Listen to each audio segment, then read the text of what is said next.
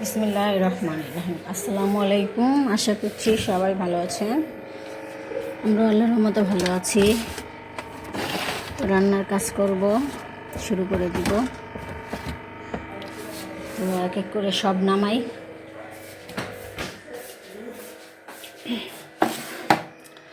আজকে এই যে রুই মাছের মাথা, লেজ আর কয়েক পিস মাছ আছে।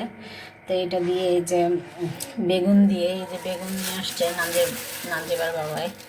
এই যে বেগুন দেখেন, ভালো না দেখে আনে নেই, নষ্ট।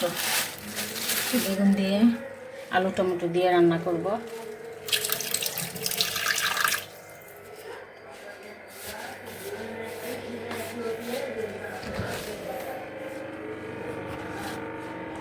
আস্তে আস্তে রান্নার কাজ শুরু করে দিই।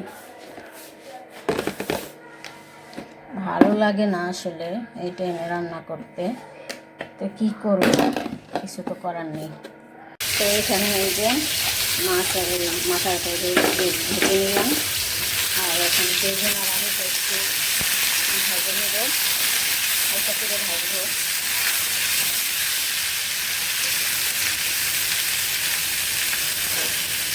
তো লবণ দিয়ে নিই,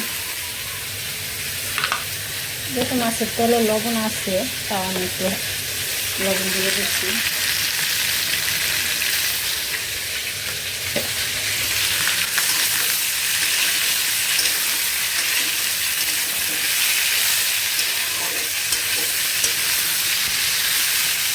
তো এখানে এই যে বেগুন আর আলুটা কষিয়ে দিচ্ছে, এগুলো ভাবছিলাম তখন একটু কষিয়ে নিব। এখানে এই যে সিমগুলি সিদ্ধ করে নিচ্ছি, সিদ্ধ হয়ে গেছে প্রায়, এই যে সিদ্ধ হয়ে গেছে, তার একটু করি, তারপরে বাগার দিয়ে ফেলবো। এই তো রান্না শেষ। রুই মাছ দিয়ে টমেটো আলু বেগুন দিয়ে রান্না করলাম, আর এই যে সিম বাগার দিয়ে ভর্তা করলাম। এই রান্না আজকে। এই তো এখানে এই যে কাপড় চোপড়গুলি মেলে দিয়েছি এভাবে। এগুলি কালকা নানজিবা কিনে নিয়ে আসছে, তো ধুয়ে দিলাম।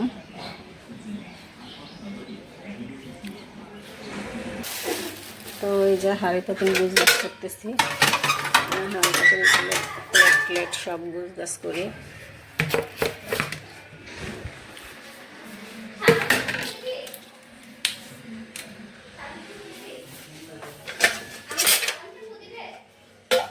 হ্যাঁ,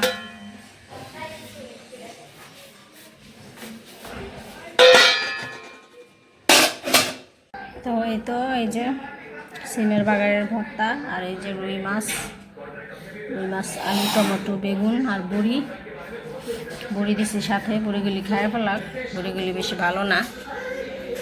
ভর্তার জন্য একটা চামচ নিয়ে আসি।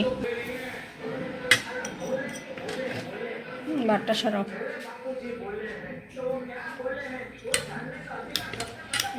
আসো সবাই খেতে আসো। তাও তাহার বাবা খেতে বসে পড়লো, আর বাচ্চাদের ডাকতেছি, ওরা খাবে। বাবা বাগারের সিম ভর্তা কেমন লাগতেছে? একবার খেয়েছি না, আরেকবার না খেলে বুঝলো না।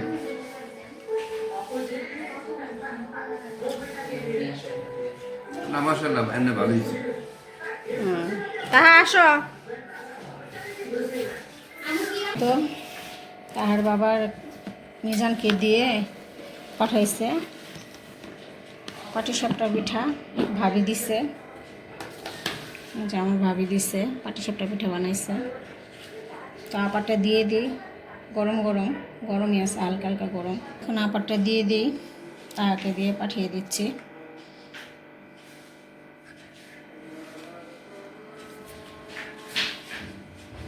আমাদের 5টা দিছে আর আপাকে 5টা দিছে। তো এই যে আমাদেরটা ওটার মধ্যেই থাক এখন। হ্যাঁ,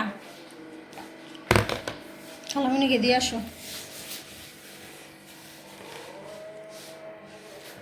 তো এই যে আমি খেয়েছি, তো ভালোই লাগতেছে।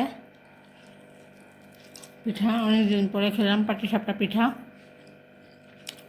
খিরসাটাও খুব মজা হয়েছে।